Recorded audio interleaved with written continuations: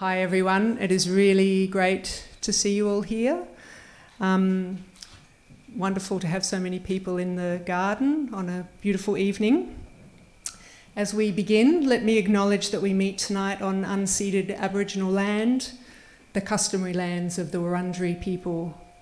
And as we always do here at IPCS, let me pledge our solidarity with the land-based struggles of Aboriginal people around the country.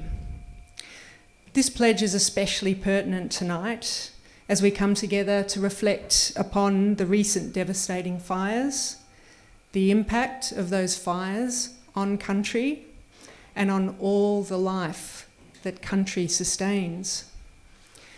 Tonight we will learn and honour the work undertaken by our Dja Dja Wurrung, Yorta Yorta and Gorgoni panellists, Mick Bourke, Neal Morris, Dean Yibarbuk. Also with us are the Gargarganji team. Welcome, thanks very much for joining us and making Dean's participation possible. And indeed, all of tonight's panellists have travelled, made significant effort and travelled to be here.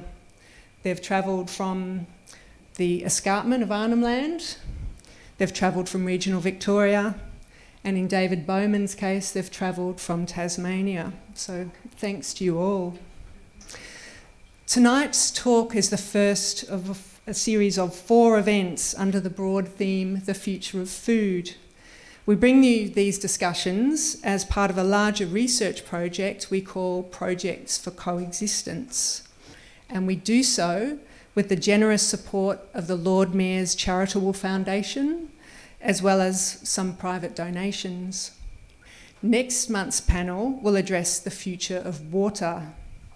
Tonight's panel will talk about customary burning regimes, the impact of the recent fires on First Nations communities, and will also share with us the broad scientific outlook on the future of fire in Australia. Alex Gartman from Rural Bank was supposed to be with us to talk about the impact of fires on Victoria's agricultural sector, but unforeseen circumstances have unfortunately made Alex a late cancellation. But I'm also aware that we have wider expertise and extraordinary experience in the room and perhaps also in the garden with us tonight. We have John Altman, the chair of the Institute, who has just today co-published an article in The Conversation on fire regimes in the north. We have Victor Rostrom, we have Fred Hunter, 2019 Ranger of the Year, big shout out for that. And there are probably other people that I've overlooked. Tim Neal, my colleague from Deakin, big shout out to Tim Neal as well. But now let me introduce our panellists in the order in which they will speak to us tonight very briefly.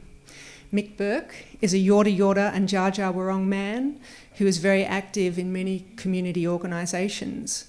Mick has been centrally involved in reintroducing the work of cultural burning into Victoria, and he is employed as a fire burn planner for the Victorian Department of Environment, Land, Water and Planning, and he is also a director of Fire Sticks. Neal Morris is a Yorta Yorta poet, independent musician, radio host on 3RRR FM, and a grassroots community activist. Earlier this year, in the midst of the devastating fire season, Neal initiated and ran the extraordinarily successful Fire Relief for First Nations Communities fundraising campaign. Dean Yibarbuk is a Gorgoni fire ecologist of long-standing repute. In the early 1990s, Dean was the driving force behind the formation of the Jelk Rangers in Maningrida. In the early 2000s, he helped form Warakan Land Management Limited. Dean is a director of the Arnhem Land Fire Abatement Limited and also a director and trustee of the Gargarganji Trust. And last but certainly by no means least, David Bowman is Professor of Pyrogeography and Fire Science and Director of the Transdisciplinary Fire Centre at the University of Tasmania. David's pyrogeography brings together human, physical and biological perspectives on fire, and he works from the geological past right into the future and from the local to global geographic scales. So as you can see, we have a really fabulous and diverse panel. Please make them all welcome, and I'm going to hand the mic over to Mick.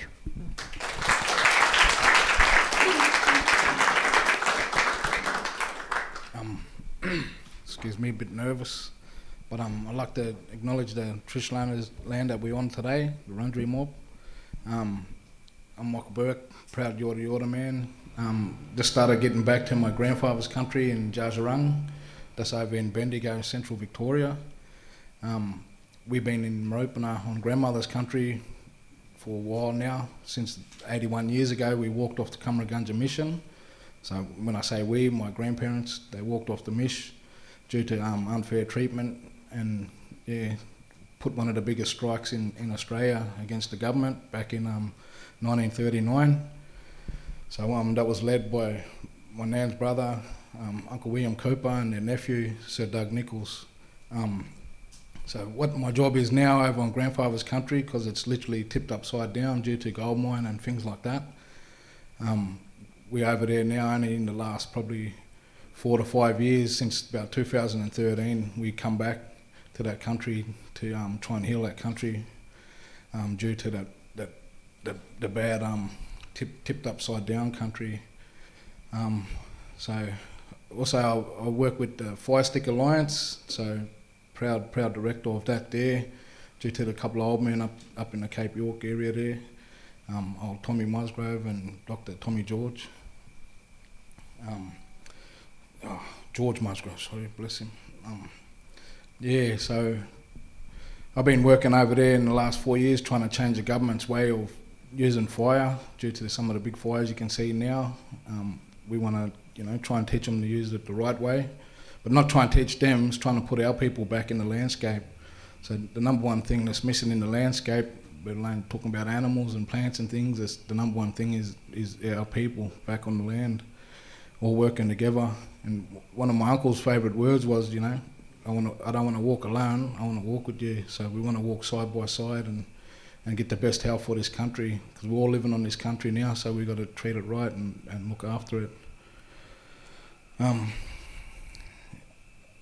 been working in this fire department the last 4 years. It's been pretty headache, arguing, against the government, changing different things.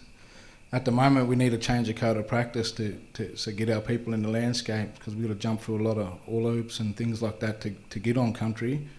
And if we change our code of practice, we'll put our mob first to walk hand in hand on country and heal country. So the big fires this year is pretty devastating fires that went across Gippsland. That's on my wife's country over that way, and I was over there helping them put the fire out. But if we can get the code of practice changed so we can get in the landscape now, we'll be able to start, making change. We won't stop the wildfires, but we'll be able to put a good dent in it. A bit nervous here. Due to some of the work that my cousin does as well, so we're reviving back the language as well. So that's one big key thing, using that language for country, singing back up the songs and practicing ceremony and things like that. Getting all the young kids as well involved.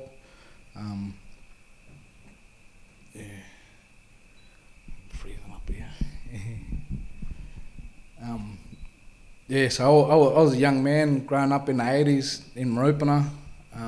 Was in a big public school, and then we had two portables called Manica, and they had all the young Koori kids in them two portables, and that's sort of where I had my education.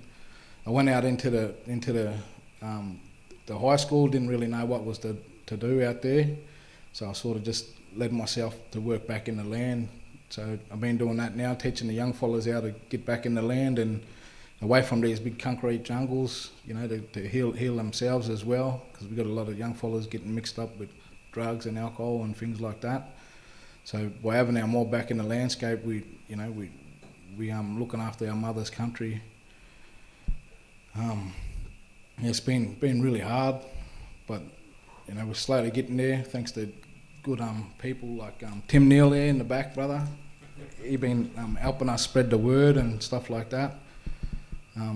This year we're going to have a fire workshop up at Cape York, so any of you want to come along, keep an eye out for the flyer and come down on 29th of June. It'll go for a week. I'm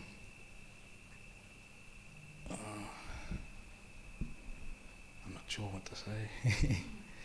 Yeah. So talk about what it's like to be out on a burn, mate. Oh, that's amazing, you know, to be out there. We've done a couple of burn on bush heritage blocks, and me and my young son, he's 14 now, so he was out there with me doing different burning on country. But the main thing was what we're doing in the landscape is, especially on grandfather's country, it's tipped upside down. We putting the food and fibre back in the landscape so we can utilise the plants and stuff for our own benefits. Some of the foods we're using, you know, the fit followers call them superfoods these days, you know, and yeah, so we're going through a big project at the moment doing kangaroo grass back in the landscape, big projects, because literally the country is like upside down and there's no grasses whatsoever. It's just leaf litter and stuff like that. So it's a big journey that we're doing, but you know, we're doing it side by side with some of the government agencies, applying for funding and things like that. Yeah. How long have I been going for? You're right. I mean, we can move around and then just have a chat, whatever you like. Yeah. Does anyone have any questions? That'll help me. Anyone got any questions? No. The code of practice you were talking about, what's the change in the code of practice that you're looking for? So at the moment, the government, they're doing their own, you know, APZ burns, asset protection, stuff like that, where it's not giving our mob a chance to be on country and do our type of burning. That's the biggest thing I find at the moment, is getting our mob in the landscape. Yeah.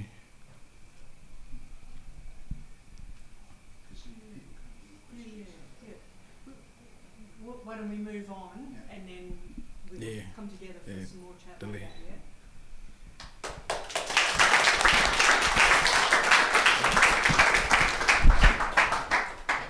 As far as that'll go. I guess I'm standing up then. Nangana mulana yambana kulun waka gata Neal yoti yir. Nangana Mick.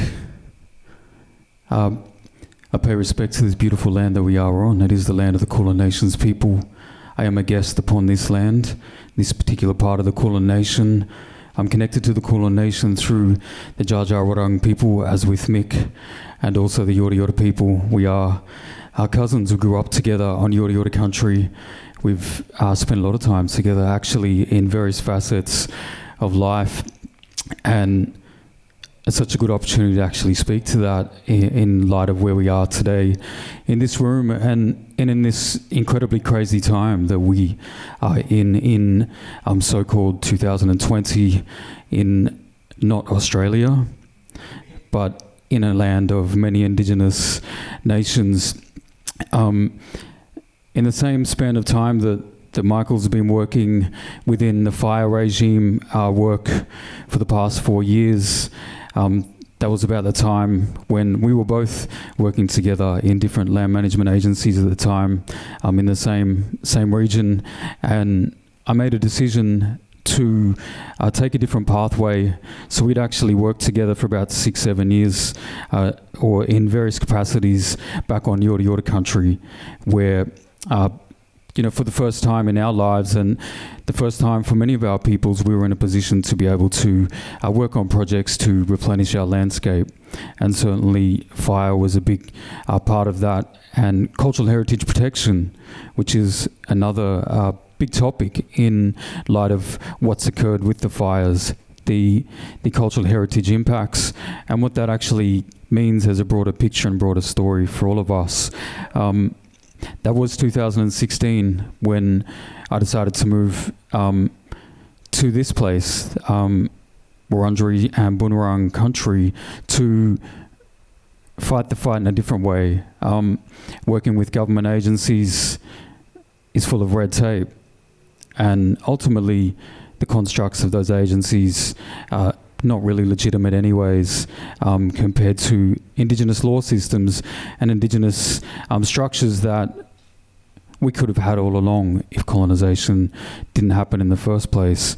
And so here I made the decision to move to the city to try and voice myself in a different way, which was through my music. But I sit here actually in this room and realise there's so much great work happening, but because of colonisation, so much of it is fragmented to the point where nobody even knows all the great work that's happening across the board. And for me, with the fires going down, certainly on a very personal level, there was this sense of this connectivity between people from all walks, all ethnic backgrounds that was unprecedented in my short life on this planet. And maybe there was hope that here was an opportunity to break out of the fragmentation and the siloism that was really the master plan of colonisation. It was not a holistic plan to have us holistically united as a people, because that would not lead to the continuation of colonisation. That would lead to another model of society where we would realise the power of connectivity. Colonisation doesn't want that. And so here we are in 2020 and the fires have occurred, and there, for me, was this enormous opening up of a wound that was birthed in the colonial project before it even got here, and certainly expanded itself in a different way as it began to implement and incorporate itself into everything here, as it, for lack of another term, whitewashed this whole land and disregarded the sacred powers that are in this land. And so here we were with these fires, and for me that was a deeply tormenting experience. It did something very deep. When we look at the loss of plant and animal species, the horrendousness of that, when we look at the cultural sites out in the landscape that our people have cared for thousands of years, the devastation of many of those. There's been talk in the southeast of some cultural sites being burnt out entirely. I haven't witnessed that with my own eyes, but I've heard the stories, and there's got to be something really deep going on when those things happen. Just in the same way when we put our people in the grave, or anybody puts their people into the earth, just to imagine if it was your family in the ground, burnt to a crisp, or your family even losing their life, that's a real impact on more than just the physical level. So when we talk about the future of fire and the future of people living in this land, for me, it's about how do we break down the fragmentation that colonialism thrives upon? How do we create that connectivity and that actual ongoing sense of acute awareness of what the true depth is of these impacts that are still all around us? How do we stay sentient? To me, that's the biggest issue. If we can stay sentient, the future of fire can potentially be this beautiful holistic thing that Michael talks about, that down here we don't have it in the way that, I look forward to hearing talk here shortly about your experiences, how that could be different up north, but we need this whole land invigorated, and the work that people such as Michael are doing right now. The future of fire will be holistic. It will include children. It will include song. It will include everybody understanding the sacredness of land care, and that custodianship can live in the hearts of all people. So that's a hope for me. That's something that maybe a lot of people are carrying in their hearts at the moment. Maybe people are not. But for me, we can't go back to sleep in the way that colonisation with its ongoing tentacles wants for us to be. And I'm going to pass the mic back to the moderator.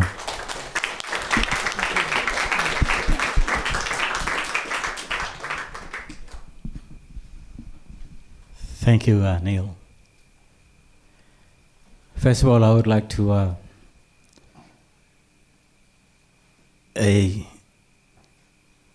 give you thanks to Ngadburunga John Altman, who have known him since 1980s of his work.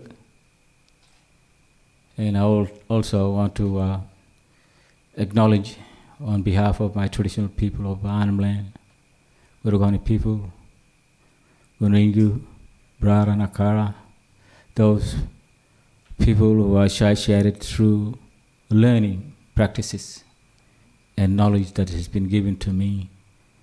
Also, I give thanks to my dad that when I was 5 and he left me. And from his teaching and knowledge that it gave me, proud, I want to say thank you and acknowledge those people from this one group. Thank you very much for me coming here, sharing and participating in this little gathering. It is important for all of us. I think a lot of people understand the fire is very, very dangerous in reality. When you think of fire as being dangerous because you're not looking after it. In our Indigenous belief, from period of time that the knowledge has been passed down from a generation after generation after generation. During the colonization, also during the time of a town, of Darwin, cities, of Melbourne, Sydney, colonizing during the time of when the Cook's arrival, bringing people into settling in Australia. When Captain Cook arrived in the northern part of Australia or in the southern part of the region here, or maybe in the harbour in Melbourne or in Sydney, he noticed a great fire has been happening. Small fires have been happening here and there. And he wondered why this fire has been happening.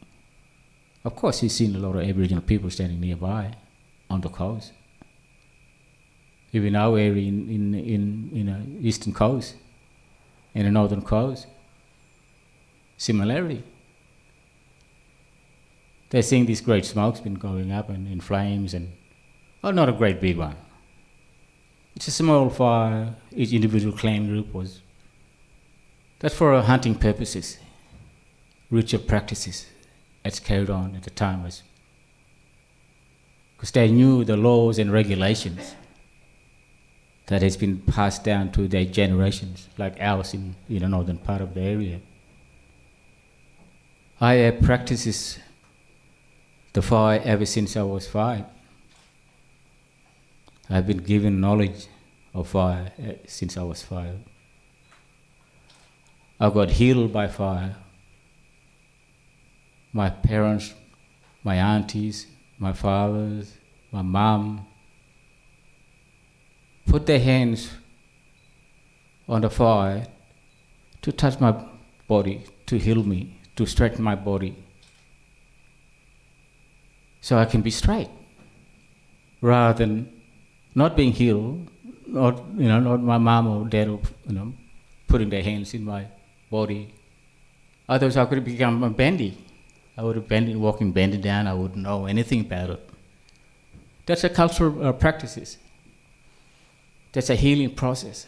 As a child, as having birth of a child, parents put their hands on the hot, fire. That is a little fire, healing their hands, healing the baby's bodies, giving them that understanding, making sure that child will grow strong, and become a really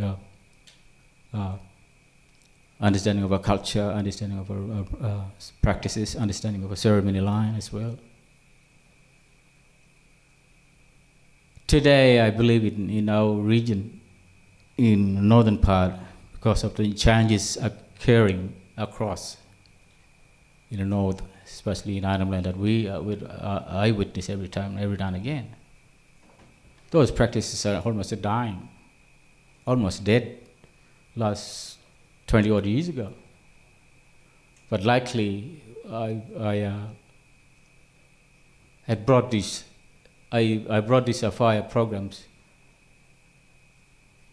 out of that depressions in reality, sharing the knowledge of the fire, both national, international, and within our community.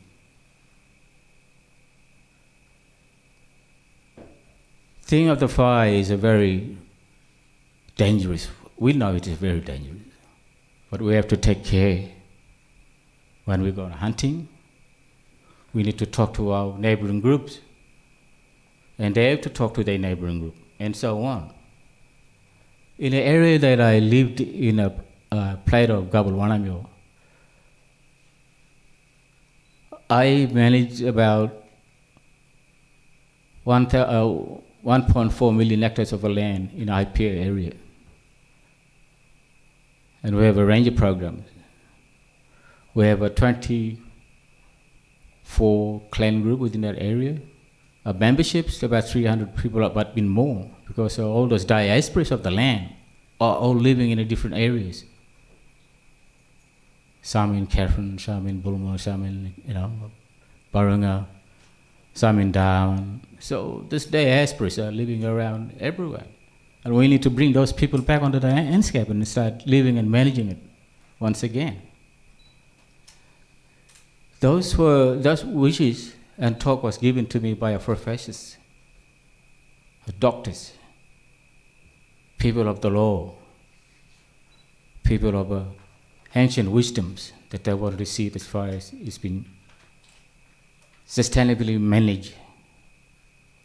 They told us not to create something that can destroy you or your environment or your little marsupial or mammals.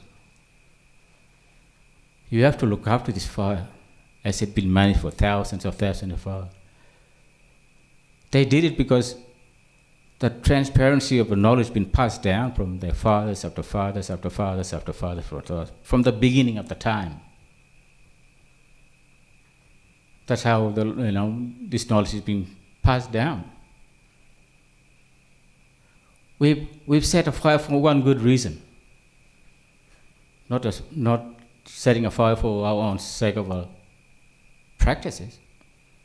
But the important part of this fire was flushing out the animals for our feed, manme. For is a creator of our environment, help and support our animals to feed on, to become healthy, for us to hunt on that area. That has been happening for thousands of years and still carrying on today, even though we are living in a civilizations. Out in the bush, we take up our clothes, we put our nagas and go out hunting and set our own little fires. Unaware that we were helping also global warming. We didn't know about the global warming, climate change, but we were doing a right thing for our earth, for our land. And today, this is a new thing that we've been told, because we had to bring this knowledge out in the open for public. Fire is a symbol. Fire is a healthy. Unless you have to look after it, if you don't look after it, it'll burn. Just to try to cut the stories short, because of this, there will be about 10 or 20 minutes of a discussion amongst audience here. But for us, hearing southern fire was happening in the last decade, it depressed us.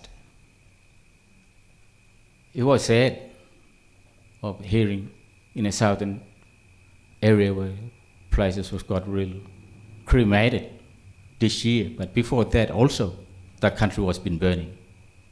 It was sad for us, and we're trying to find a way to make ourselves valuable, to come and talk to our family group, our people here, to have experience and knowledge, say what we had. But I'm glad that I had a board meeting, Gargarganji board meeting happening in Melbourne. I made myself available to come and share my vision, my stories, so that maybe one day you and I can work together and walk together and talk together. It's about time today, this time of the round, that we need to get ourselves together. They already think that we're trying to prepare for a southern group coming to our Watagan area and participating in our walk and seeing the fire, how we burn, and how, take our young ones and teach, and they, we give the opportunity to young ones to make a fire. Before, when I was growing up, I was a fire. I had a little fire's already been lit before, and just for clearing out. Our parents used to tell us, play around, make fire. They just play games as you going hunting. Which we did. It's a fun. We made sure we burned the little grassland and just run about, around. Practices as a hunter, hunting and gathering. As we've seen our fathers and uncles did the same thing. There was a hunting and gathering for us, for children. As we grew up, and we took place of the knowledge what they taught us. Today, there is a big concern, all of us. I think Indigenous people need to stand firm and fight for our rights in this land. Westerners don't see that we are first priorities, but we do. I believe that we are first priorities in this land. We need to work together. We need to talk together. Doesn't matter what's happening in next generation, but we need to teach our young ones to stand and talk, to be able to connect each other from north to south, to east to the west. Fire has a big momentum for everybody. We've had we are fire starters in reality before. The law turned us down. They prevented us from burning the countries. As I work along with the anti-government when I was young, with the Attorney General Department, first state of the Northern Territory government, I moved around. I saw the signage: "Do not burn the country, otherwise you'll be fined and go to jail for 25 years or whatever." I laughed at it. Who are you kidding it? I have the right to burn the country in my own region, but scientists I seen was placed in someone else's territory. They should have a right to burn their own country, according to our own rules. But that concerned me a lot as I grew up and started to figure out how to get this ancient burning regime stories out in the open to the to the Australians, to our people, not only just to Australians but in the national areas as well. My talk I've been giving lots of countries. A lot of countries now in very, very interested to do their fire management. I think their fire management also been happening past generations ago. But because of the colonization and the law that they lived in, they're living on, it's become really tough. Now they're getting back to this system, especially in Botswana. There's a deal between Kimberley land management and Watagan land management. We're trying to work together and support that fire management happening in there. In Namibia, I've traveled. They are there. Those people are there, First Nation people. They want to, do fireworks. But I thought there's a lot of big animals that always die on the flat. That's why the national parks and government thing is very, very sad when they sing. And I saw it, what happened. So Namibia are working very slowly and trying to work with the government as well. But gladly, Botswana took a step because Kimberley, or Western Australian Indigenous land management, like Kimberley especially, going through this new sequestration of programs to initiate and help and support those other indigenous people across around the world. But for us, we have prepared something for us very special. We need to keep in mind, we need to start telling our government, there's a room for us. I think what happened now, all the land has been burned. I think you got a good start managing, because all the sorghums are gone. But it's very depressing. A lot of people lost their homes, and then people as well. But it's about time. Our people need to get themselves together while the land is cleared. You make some sort of consumptions and talk to your companies or people. Okay, it's the land now, it's become nice and clear. Because over the period of 10, 5, 20,000, 30,000,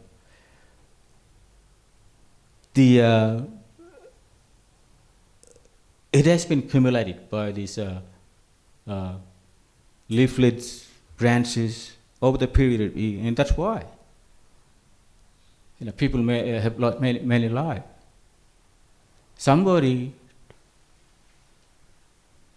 did something very wrong. He's going out setting fires. He just didn't care of the rules. He didn't care of the knowledge of the fire, how far it can travel. In our country, we open it through our fire program from thousands of years. Our landscape is open. Very easy to work on, very easy to hunt on. This is how we still continue that practices. The knowledge hasn't been passed down, almost passed down, but the emerging knowledge has been, it came up again. And now, these practices have gone beyond our burning regime, traditional burning regime. Now it became working for $1, carbon trading. I did a case study at a place at Gabulwanamil. 10 years of case study, seeing with the help of a Center for Bushfire Scientists, CDU, Charlestown University. Because they were very, very concerned. They were coming around telling us, look, over the millennium, not millennium, but over the 10 years period, they shown us all the landscape within the Arnhem Land Plateau. We were scared, we were devastated. It's all red. The NEFI, North Australian Fire Information Programs. It was red. And the senior professors and elders was coming, started to make their way to come and approach, because they knew that I had, I set it up this land management program within my land in Maningrida. And the family knew who I am. They knew my experiences.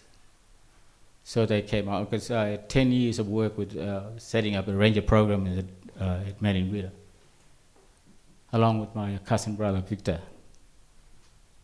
We were the first Indigenous group within Ireland setting up this program. Now this little ranger program just bursted out ever since that thing happened. But those groups, the elders, are really, really concerned about land where once upon a time they knew where people living up in the plateau within that 1.4 million hectares of land. There was a clan group lived just in a way around their own clan estate, hunted and gathered with fire, because that's a symbol. It gave them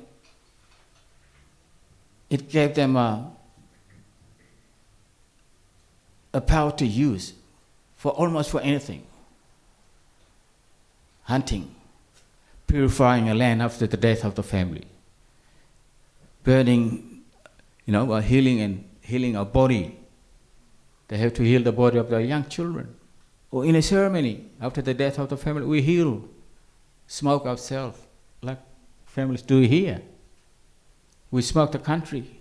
We burn the country just to purify it, so that sisters and sisters of the family can walk freely and hunt and walk in that country and gather food freely. Or even the brother that pass on, they do the same thing. It's an old code of the rules that we need to be careful and take on as a really, really powerful element. We don't lead fire for just no reason. No. We lead fire for one good reason: hunting and gathering. When the end of when we go through the ceremonies, at the end of ceremonies, we participate kangaroo fire drive. We're feeding about 100 families when they come to that ceremony. Kangaroo fire drive can become dangerous as well, because we do early burning, mosaic burning around areas, but we leave one certain area as a dry season event. Kangaroo fire drive, flushing out the wallabies, kangaroos, all the other little marsupials. Just for a big celebration for after the ceremony. We do that every year and annually when the ceremony is on, and people gather themselves, leave the space, one particular area that is leave it for ceremony time. In those periods before the colonization, ceremony line was very, very important when taking place of this kangaroo fire drive. But each of family group within that region, they did a little fireworks, And the fire didn't get to other places, like other people in neighboring group area, no, because the other group, neighboring group, they did lit at the same time, making sure that the fire had to meet together and stop, not to go a long way, not to travel. Like nowadays, the fire can come from another country, can travel, but hundreds of kilometers. Once that it happened, because of eastern side of the Arnhem Land, there's a road going from Catherine to Bowman. One time somebody lit it accidentally, or just for the sake of his, maybe tourists or someone didn't care of the land, threw matches on the grass. You travel a long way toward our area, hundreds of kilometers. And that's what happened if you don't look after it. Now the fire has become a reality we need to look after, because we know the benefit we can get. We make fire to sustain our culture. Also, there's a fire that we know, and our carbon program is involved now. We look after and manage, and we get paid for it. And our elders are very, very appreciating, because there's a two-way that we understand and incorporate and looking after and manage it. Thank you very much.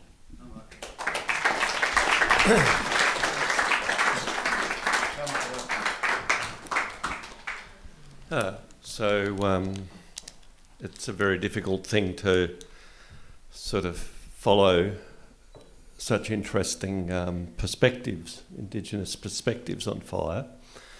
And I want to think out loud, I suppose, think through some things that I've been struggling with. And I'll make a few suggestions, but I'm still uncertain. And so I genuinely look forward to hearing your points of view.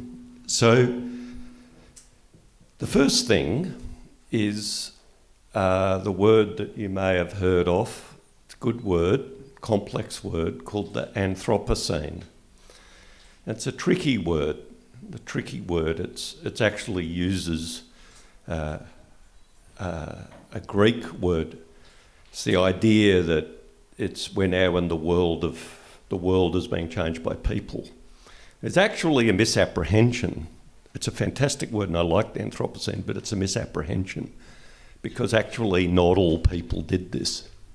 Got to understand that. Not all people did this. The Indigenous people for Australia before Captain Cook would be trucking along pretty much the same as it was if it hadn't been for a whole lot of historical changes which occurred in Europe, resulting in colonisation. Interestingly, I originate from where Captain Cook learnt to sail a ship. So it's somewhat ironic, but that's true. And I'm a migrant. I was actually born in England.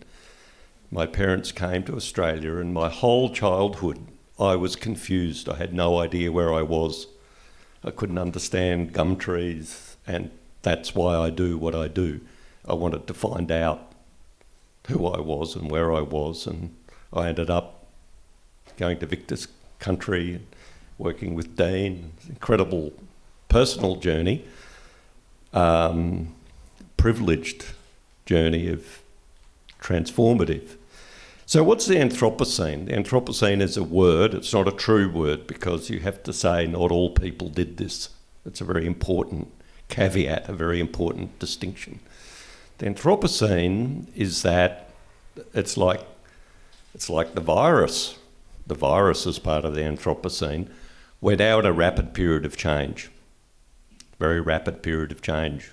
We've got a no regrets policy now. Don't look in the rear view mirror and get all sad because we're driving that way very fast. Look in the rear view mirror to help on the journey, but don't get all sad about that because we're going this way now. Fast, possibly too fast, almost certainly too fast. We're going down a very steep hill very, very fast. So some of the manifestations of the Anthropocene, the globalisation, the virus is an expression, the Anthropocene, a globalisation. But one of the other expressions is what happened in basically southern New South Wales and eastern Victoria. One of the most astonishing things that happened is that a lot of people don't know this, that yes, there was these fires, which I'll talk about, but in a couple of days, there was a sequence of events associated with these fires which were truly extraordinary. And these things are called Pyro Cumulonimbus. They are the fire thunderstorms. There's only ever been one fire thunderstorm in Tasmania we know of, which we've studied, which occurred in 2013. When a pyrocumulonimbus occurs, basically the weather and the fire and the atmosphere and the land all become coupled and the situation goes completely out of control. And it's effectively an atomic explosion. Well, what happened earlier this year is that there were, and these things are very rare, there's a group of scientists, a guy called Jason Sharples, fascinating human being, interestingly of Indigenous descent. He's a mathematician who studies these things. The University of New South Wales, they have a list of them in the world. They're very fascinating. Well, the world's list of CBs, as we call them, Pyro Cumulonimbus, added by about 20%, 20 or 30% in the world. So something, it wasn't just 1 or 2, we're talking about 30. We're talking about something unbelievable happened. Now, what is also unbelievable is that we've looked at the area burnt using satellites and the satellite record, a 20-year record. And a Spanish scientist actually contacted me and said, look, I need your help. I've just analysed the data from the satellites. He's pulled down the satellites and he said, do you realise how many, and the technical statistical word, standard deviations, Z-score, how many standard deviations this thing is from the 19 years of the previous 19 years. And there's 7 standard deviations. You actually turn that into a probability, which I did, because I thought how would you explain to somebody that something so, I want to use the F word, ridiculously crazy occurred. In fact, the calculations of the Earth being hit by a 1 kilometre wide asteroid is more likely than having that area burnt. Probably what happened has never happened in the history of Earth. It's certainly in the global record, there is nothing like it in the global satellite record of what happened. Okay, so we're talking about something not a little bit different, totally, crazily different. That's the Anthropocene. Can you hear the door close behind you? Can you see in the rear view mirror that beautiful world that used to know, that water in the river and the reflections and the gum trees and the animals scurrying around? They're all in the past now as we're accelerating into the future. So this is a political debate. It's a political debate, politics. Politics is healthy. Politics is healthy. What's politics?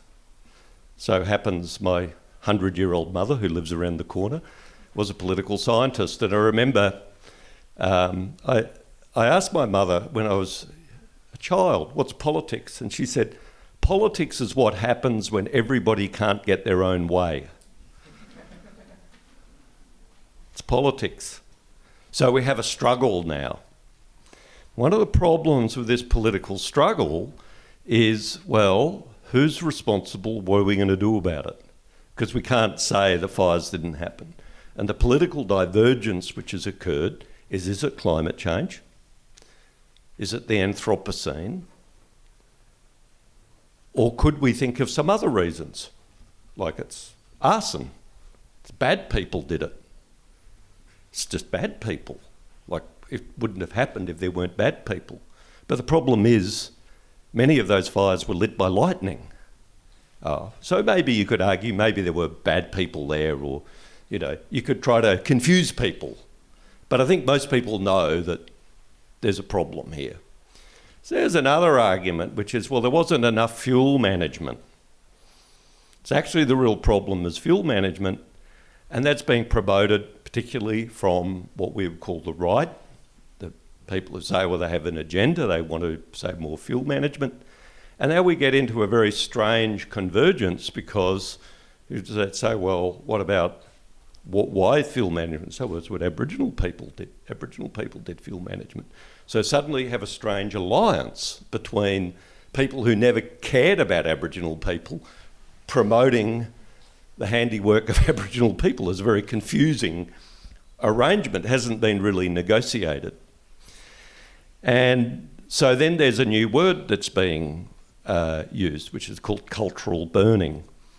So a lot of people say, well, the solution to this has got to be more cultural burning. And as Victor knows and Dean knows, I went to Arnhem Land. I wanted to know about fire use, been working with the Tasmanian Aboriginal community. So I've got an awareness, and I wouldn't say an understanding, but an awareness of the complexity of these matters. And very luckily, which is helping me think through, because I want to make some suggestions, is this terrific book, which is Victor Steffofferson has written. It's a very good book, very helpful book. Helped me understand cultural burning, because I guess I went to Arnhem Land where what I would say is we called it, traditional Aboriginal burning. And so I just want to workshop now, and I apologise if I misrepresent or offend anybody, but I have read Victor's book, and as I say, I'm trying to work this out in my head. So the first question I'm going to ask, what's the difference between cultural burning and traditional Aboriginal burning? What's the difference? Because I think that's a really important distinction, because a lot of people in this debate now are saying, oh, the answer is cultural burning. And I'm going, well, what's cultural burning?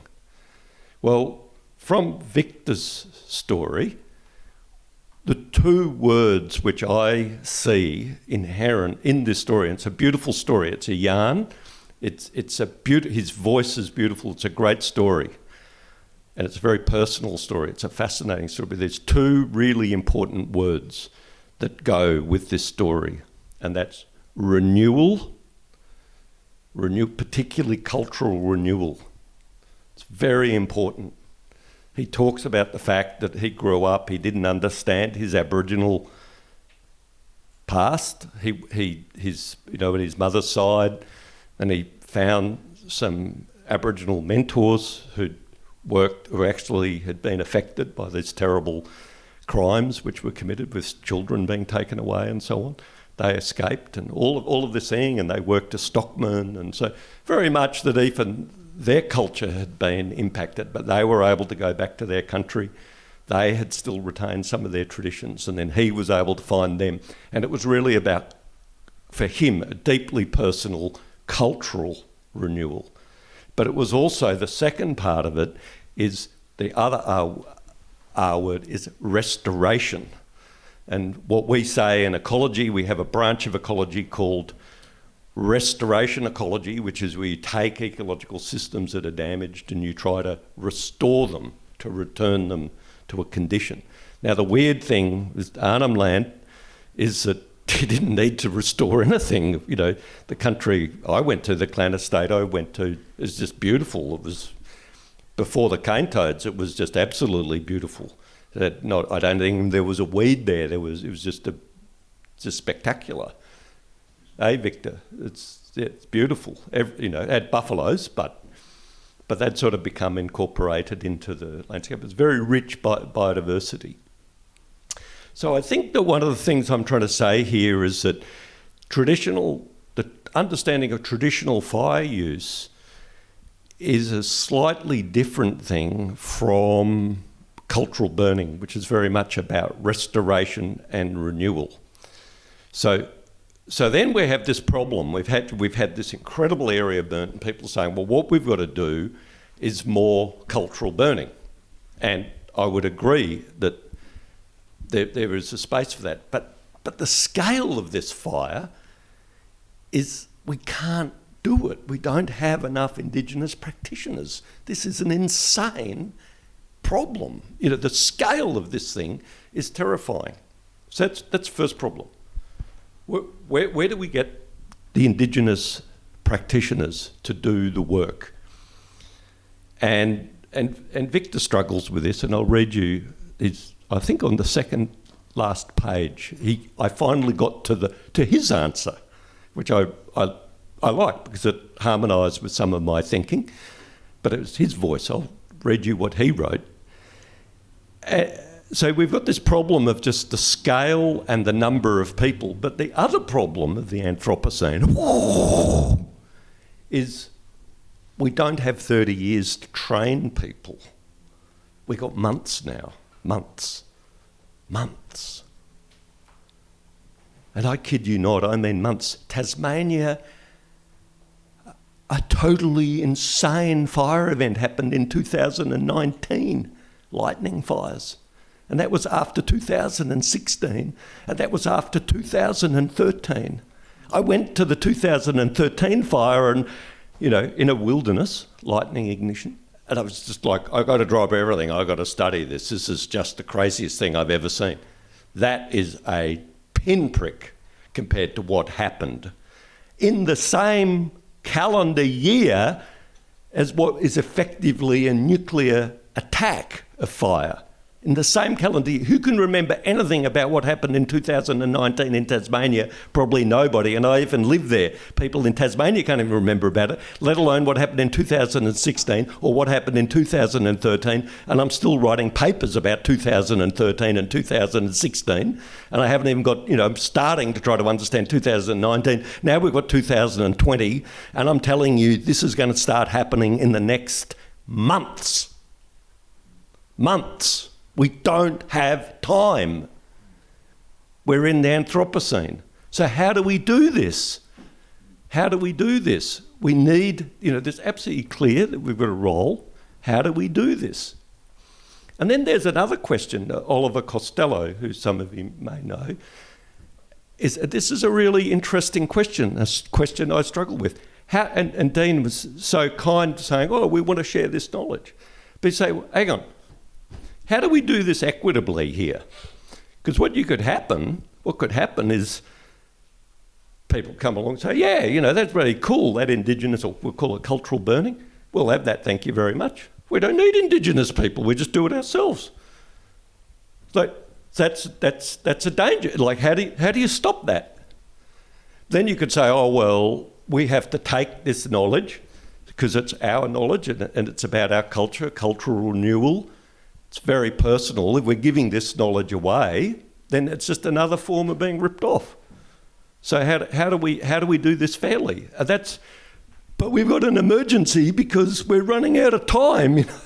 So this is like, I'm going crazy in my mind. How do I solve this problem? How do we do this fairly? And what Victor wrote is, if I can read it to you, is very interesting, and then I'm going to make a suggestion and I'll shut up. Where does he say? I really like this. I got to the end of the book. The bottom line for me is that we need to work towards a whole other division of fire managers on the land, looking after country in all the ways possible, which include fire as well as other practices. A skilled team of Indigenous and non-Indigenous people that works with the entire communities, agencies and emergency services to deliver an effective and educational strategy into the future, one that is culturally based and connects to all the benefits for the community. I just think that's so incredibly smart and generous and considered. I really think that's like pretty awesome, actually. And he has some other stuff to say, which I won't read you. So how do we do this, though? Because we've got an emergency, and we've got a political shitstorm. To be perfectly honest, that's what it is. This is a no-holds-barred ideological thing happening. So how do we work through that? Let alone what the role of science is, but I'm just being sucked along in the slipstream here. So what the only thing I can think of, this is me thinking out loud, and you might think it is the most pathetic suggestion, but the only thing I can think of is we need to remedy the historical injustices and the social disadvantage which are systemic in Indigenous community, who were not responsible for the Anthropocene and not responsible for Captain Cook turning up, were actually, they were colonised. What we should do with the risk here of another historical injustice, there's a risk of a really major historical injustice, and I get Oliver Costello saying, well, it's our business. We've got to keep this, pull back a bit. But then hang on, but we need it. So there's a dilemma. So how do we solve this dilemma? I think the only thing I can think of is clear affirmative action. To say, this fire business is a really important, like everybody can sign on to this, that of cultural practice. So there needs to be pathways for Indigenous people, but whichever way they want to go, whether it's staying on their country if they're on outstations to be able to do their burning, or joining the fire brigade and doing completely mainstream firefighting. I asked a retired fire chief, I said, what's the affirmative action program with Indigenous people in the fire service? He said, we haven't got up to women yet. so it's sort of, they don't have one. So I think they're just starting on trying to think about women.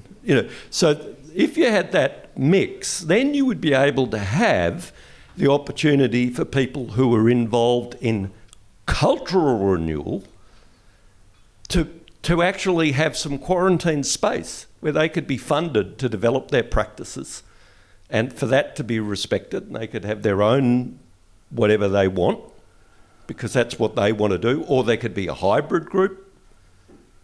They could and the view would be eventually at the end of this we would achieve what Victor's talking about, which is this blending. But we have to be very aware that if we're not careful, that goodwill could be a pathway that could lead to another historical injustice. Thank you.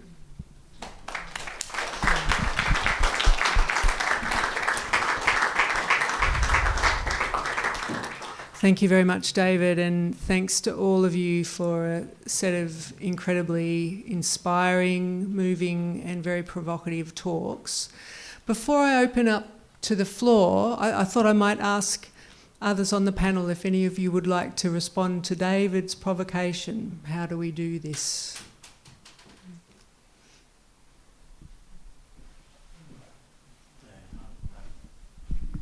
Thanks, David. I think I'll respond to what you said about cultural burning.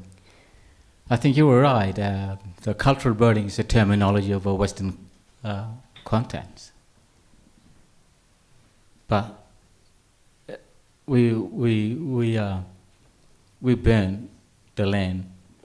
We're renewing the land for grass, for animals, and for our fruit trees, for our environment. And I think that's a proper word, but we're renewing it.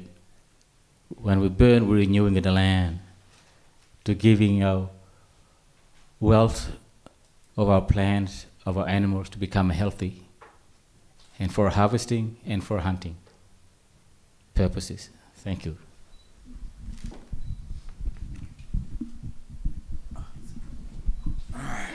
For me, I just call it Janda Gui. So that's on my grandfather's country. That means country fire. It's used for a lot of purposes, cooking, whatever it is.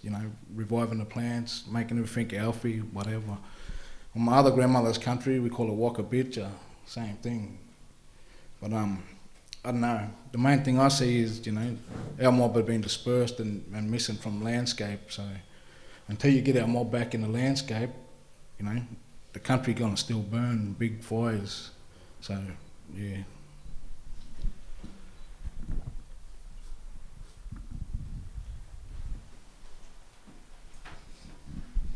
Hello everyone, my name is Victor from Bowman Ranger. Really good, I heard really loud and clear, like politics, really hard for countrymen out there in Arnhem Land. Leaning both sides, I call it this double tools, Palanda and Benin. And it's really powerful. Our countrymen been doing it, burning for thousand years. And we're practicing. And what David's saying, the politics, always all peoples got the knowledge. So we, countrymen, our old people never write in paper. They have to follow up our ceremony, our songline tracks, and go to rock art and put a story, painting, like Mimi, Rainbow Surfers, That's our school, big library. And I had really clear, it's not about new. It's for us really new. Learning all the technology, mappings, everything, you know. And it's really powerful standing together, Balanda and Beanie together. A lot of things coming to HASMOP, and what David's saying, you know, we have to go forward, not turning back. We have to do it acting really fast. And other things, my understandings, our Australia government need to understand and stand up with HASMOP and work with HASMOP. And our knowledge been there forever. Yeah, thank you.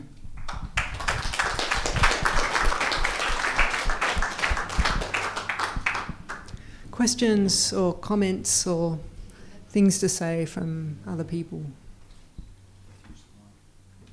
Yeah, because people outside won't be able to hear you, please come forward and use the mic.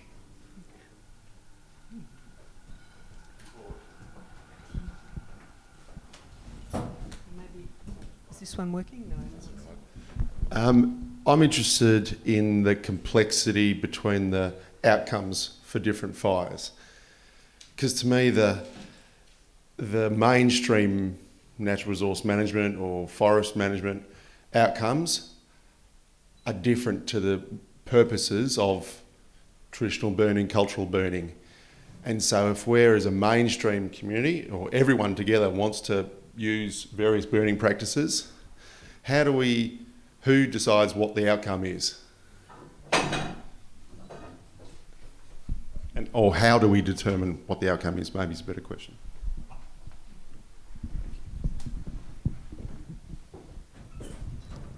I think our fire practices have changed since. Our fire practices in burning in our region, we usually, when we go out hunting, we lit one fire and walk 2 k's, 3 k's and set another fire. Nowadays, when you control fires, there's something different. New technologies is in place. Chopper, sceneries. It makes incredible fires and fire very close to each other. It didn't make a devastating fires. In our region, in Arnhem Land, traditional practices still alive, but now it's a contemporary systems. We're using something that's very new technology, modern technologies, comparing with our traditional knowledge as well. So it has changed from that millennium to this millennium now. Because our land management practices have changed a lot as well. It requiring dollars to set a land management program. It didn't acquire any dollars for us in that particular time when our generation was living. How well paid dollars, if you can say, but it's a hunting purposes. They got paid for doing hunting. They've been paid for a bride. Mother-in-law, father-in-law who saw headhunters or young fellow were very, very special to them. They promoted him. But that sort of momentum's gone, sift away. Now we're living in a modern world. So that's changed. It's triple our customary thinking and customary management of our land and our culture. I have written a thesis essay for Professor Marcia Langton during the time of the Syncream. You were there. And I have written that letter, that essay about talking about the metaphors, who we are. The plants and animals are part of us, that our beliefs, what we've been told to us through a ceremonial line. And we still have that burden. We carry out those sort of understanding. But what we moved away from, what moved us along to today, is this new generation, new rules, new regulation we have to live upon to someone else's. But we still practice this out in the bush. That's our game, that's our management, that's our practices. People need to realize, step in and help, and we can give them advices as well. We work together. In this way, between them and us, can solve this problem of wildfires or could happen in next generation or next future.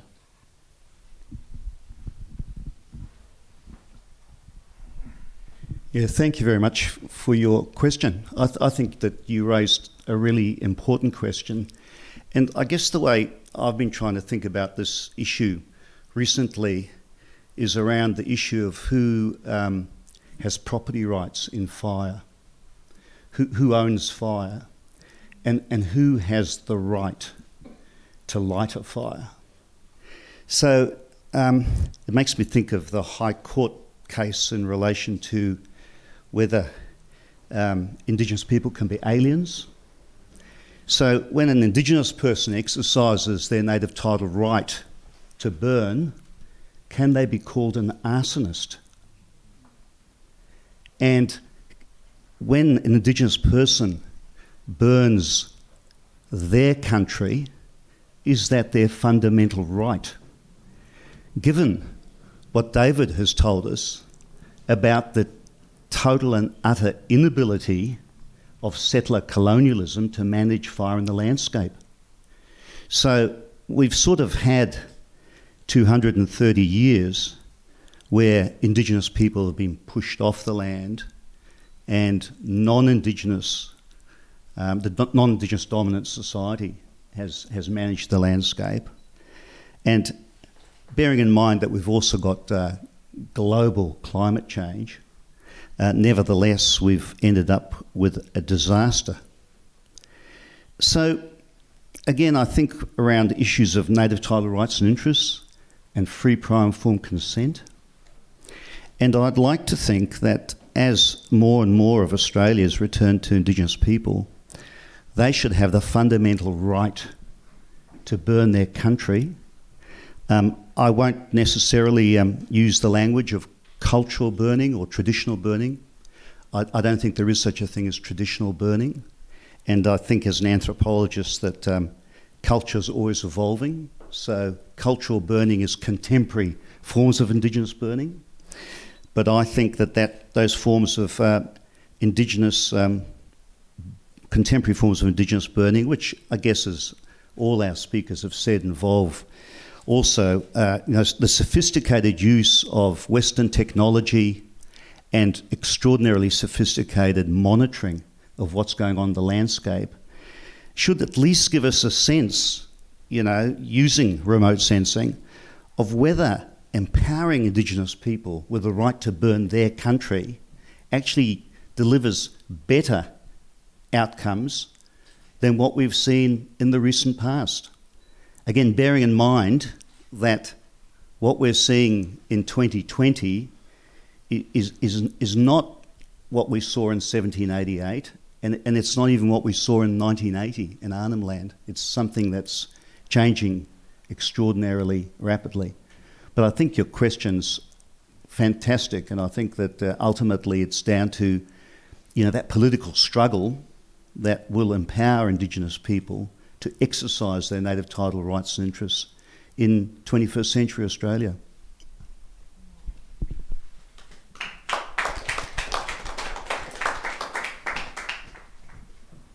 So So can we talk a little bit more about the political struggle?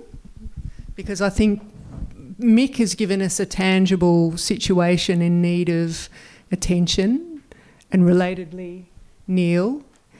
And David's given us this fabulous, idealistic perspective in which we're all here together. Well, it's both apocalyptic and idealistic. I think that's probably the best way to put it. We are all in it together, and the last fire season made that absolutely apparent. There was absolutely nowhere to hide, and not watching the news was not enough, as we were all in the cities sucking in smoke, toxic smoke. This series of talks and the project that's attached to it, inspired by our fabulous patron, Stefano, who's hiding out in the backyard, has a very real political intent behind it, which is that we don't want to just sit around and host nice talks with friendly people in the room. We want to try and think in new and genuine ways about how we bring about change. So if the situation is as utterly unspeakable as the picture you paint, and we have people in the room who are actively working in these areas, what can we, as a group of like-minded, invested people, do? How do we, and this is very much a question for Neal too, how do we go about building a new people's movement around these sorts of issues that gets the message through to where it needs to be gotten to? Sorry, it doesn't go any further. I think John raised some really powerful points, and definitely Michael and I talk a lot about some different aspects, and a word that hasn't been used in this room tonight, which is a word that I use on a daily basis, is sovereignty and sovereign rights of Indigenous people. This concept of Indigenous illegal alien, essentially for me that's been implemented in this land on the basis that an Indigenous person could be incriminated for starting a fire, called an arsonist. That Indigenous person has been viewed as not a part of this land if it's decided that they can't light a fire. If they can't make the decisions to lead the way for the societies living on their country, then I guess we are back to the flora and fauna, because we're certainly not considered human. For to be considered human for Indigenous people, well, our sovereignty would have been acknowledged. And for those that see us as full humans, acknowledge that our sovereignty is still key to the society that we're living upon. And, you know, I know that sovereignty scares a lot of people. I don't feel like it's scaring anyone in this room tonight, because I hope that, and I sense that maybe some of you understand that Indigenous sovereignty is an inclusive paradigm. It's not an exclusive paradigm. It is about what is the role for all. What is the role for everybody under Indigenous sovereignty? So we're talking about fire. Is it a cultural fire if a non-Indigenous person is doing it? Big question, massive question. I don't have the right to speak on that question in terms of broader through society, but it's such a simple formula that we look at through all of this that is the blatant responsibility of where we've got to today, or irresponsibility. It is the disregard of First Nations people's leadership, such a simple thing, such a beautiful land we had. We can't have it in the way that it was before colonisation. As you said, it's so devastated, there's no turning back the clock on part of that. But we do have a possibility of building a sovereign-led society And it doesn't have to be all at once, because I know that it won't happen, because some people are just going to freak out too much, and that's just not going to work for the far right. I'd like to acknowledge that it's too much of a leap. Of course, for the current government and potentially future ones. But we can start. Indigenous people do have sovereignty. We don't have to have it given to us. And with some strong partnership and leadership from non-Indigenous people who have a lot of privilege that they've gained at the hands of the deficit of Indigenous people, to join in us on a journey to actually just see what it could look like. In Victoria, it hasn't happened yet. We've had the Jabrung trees at threat last year as a very big topic. A lot of people got behind that. Not enough people got behind that. And so still we've got mob out there fighting to protect sacred woman's site. We need leadership from people with privilege to join us on the journey to see what a sovereign-led land can look like.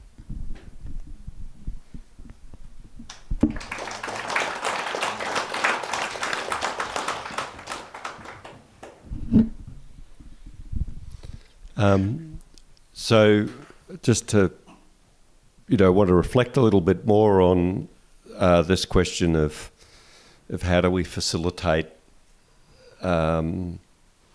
Indigenous people having a leadership role and a ladder of opportunity in fire management, because that to me is the essential question. And it's all going to come down to money and politics. Just want to leave one thought with you. When you see the big aircraft, whether it's a big helicopter or a big modified jet dumping retardant into the landscape, a lot of people see that as during crises, it has psychological benefit for sure. In the United States, they call them the CNN drops, that they often, congressmen will ring up and demand one.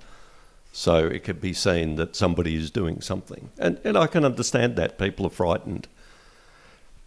But what people aren't thinking about, and the little secret, which is actually a blockage, is that, and I recently did this as an experiment. I went to the annual report of the Tas Fire Service and said, well, I want to actually get the breakdown here of where all this money's going.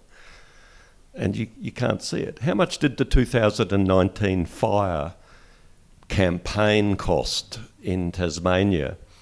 I think you would know that. It was a very major event. Pretty well every spare aircraft in southern Australia was down there doing its thing. And interestingly, the environmentalists, Wilderness Society, were demanding and got, thank you very much, chemical drops into the wilderness, which is kind of weird. But how much did that cost? Nobody knows. The official inquiry, the AFAC inquiry, which is a peak body which did the thing, they hazard two guesses, because I've read the inquiry twice, and there are two different numbers. One is an estimate of the percentage of the total spend for the year of the Tasmanian Fire Service, and it was, I can't remember the estimate, it was something like 70%, and the other was in excess of the last fire disaster, which was 2016, which we did have a number for, 52 million. My point being is this, and this is if I was an Indigenous activist or Indigenous person, say every time you drop one of those things, one drop, one big red drop, that's probably 3 or 4 ranger jobs. One drop. 3 or 4 ranger jobs. The society needs to know this, because then maybe you would actually look at the spend differently, because there's a bigger and deeper crisis which is occurring, is because we've it's ironic that the Wilderness Society got onto the thing. I was at a conference in America, fire conference, and somebody just checked who was around and leaned over to me and said, "The lobbyists are here." I said, "The lobbyists?" "Oh, aviation. It's an industry. Once you spin this thing up, how else in Tasmania can you burn through $50 million or plus $80 million? You're burning that up because a huge fraction of it is in the aviation sector of the firefighting budget. And then it creates a perverse outcome because then everybody's broke. And this is what happened in the United States. The budgets now, their fire seasons are $2 billion. Sometimes one single fire event's a $180 million fire event. So, you're getting US Forest Service basically went broke. And it spirals out of control and there's no leverage. And there should be, in a logical society, that every time you do a drop, every time you have these big spends, that's an indication of failure, not success. But everybody cheers because we've indoctrinated to cheer. It should be failure. All of that money should be going into fire prevention if you drove, because the objective should be to drive the aircraft out of business. But no, that's the thing. It's a feedback. It's spinning up, up, up, up. And then if you've got, we need more Indigenous rangers, there's no money. There's no money. We can't employ them. They have to do it on their own. We'll take their information or whatever, but they'd have to do it on their own. It's absolutely ridiculous. There should be affirmative action. There should be guaranteed jobs. For as many Indigenous people as possible should be guaranteed a job in fire management because it is an infinite demand.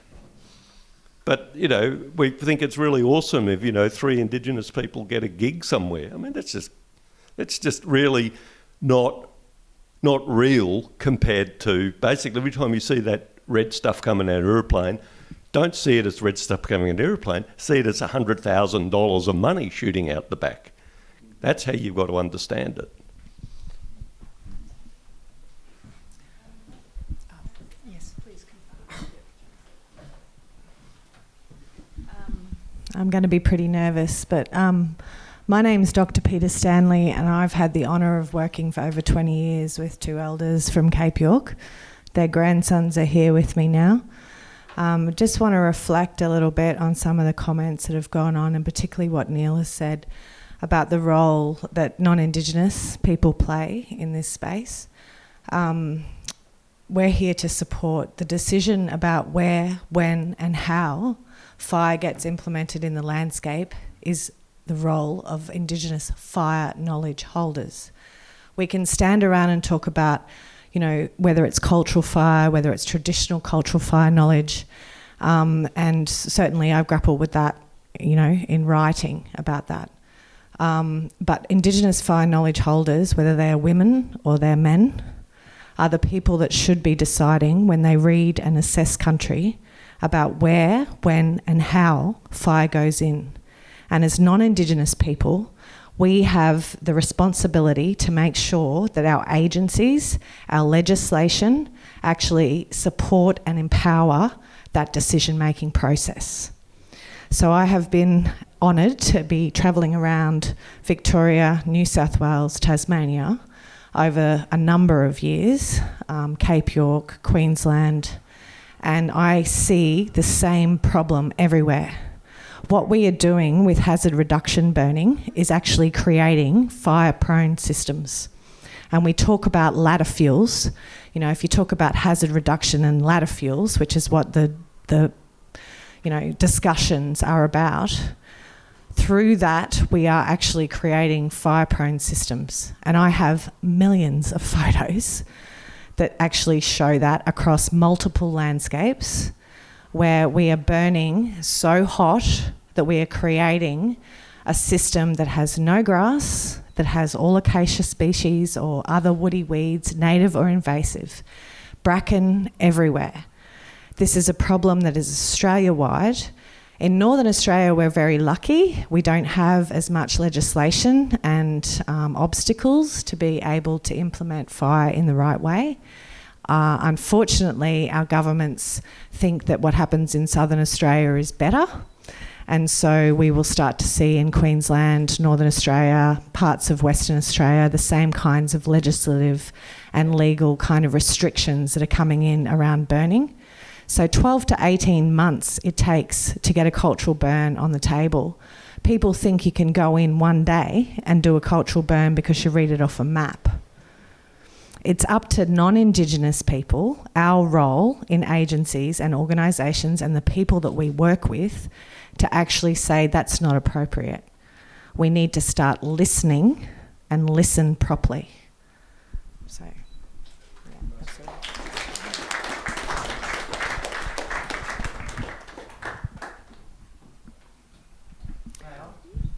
Just a comment, a quick one. I don't know why this comes to mind, but David, with his maybe with your incitement to think about the economics and of this, you prompted a thought. There is being an example of the community coming together to solve a big problem. We have a model which comes to mind now in regard to this conversation, and that is when Australia was facing a terrible crisis with salinity. And yes, you may look at me and say, what are you talking about? But there was a problem 30 years ago, and all communities rallied and solved the problem. There were monstrous undertakings, and they were driven from the ground up because people understood the importance of that. They understood the nature of that emergency. And I think we have to think that without that intervention, we probably wouldn't be eating the quality of food or have the quantity of food that are producing today, irrespective of all other associated problems with that. But it's a model worth reflecting on. That's just a thought and a comment. The community overall did rally. Even conservative farmers came on board. Just saying. Thanks, Steph. I'm going to suggest that we wind up in this room at this juncture and invite people to come and have talks in the garden or in another room in whatever configurations you would like.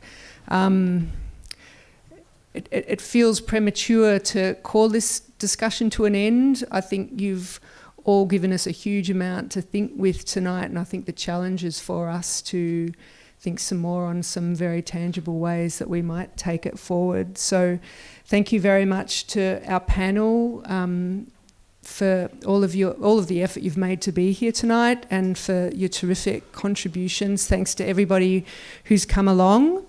If you're at the Institute for the first time, please check us out online. Please come back again. If you're in a position to do so, please think about taking out a membership. Your memberships are absolutely vital to enabling us to put on events like the event tonight.